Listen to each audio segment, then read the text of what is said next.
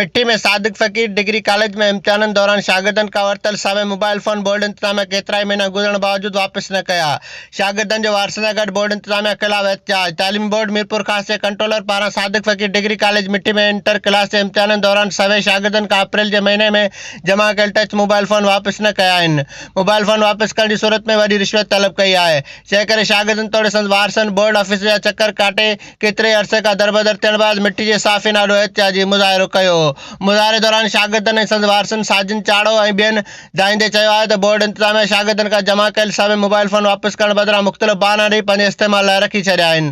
फ़ी mobile phone जी क़ीमत 20,000 खां वधीक आहे, जेके मोबाइल फ़ोन इंटर क्लास जे इम्तिहाननि वारे ॾींहुं बोर्ड तरफ़ां मुक़ररु कयल इंतजामिया कॉलेज जे इंतजामिया सां मिली जमा कया हुआ, जेके इम्तिहान ख़तमु थियण बैदि वापसि ॾियण जो चयो हो, पर अञा ताईं न मिलिया आहिनि। हिननि चयो त असांजा मोबाइल फ़ोन सैमसंग ऐं मुख़्तलिफ़ कंपनियुनि जा हज़ारे रुपयनि जी रक़म जा आहिनि, जिन में असांजा नंबर ऐं ज़रूरी डॉक्यूमेंट आहिनि। हिननि चयो त असां बोर्ड इंतजामिया वटि चकर काटे दरबदर थी विया आहियूं, पर मोबाइल फ़ोन एवज़ रिश्वत तलब कई वञे थी।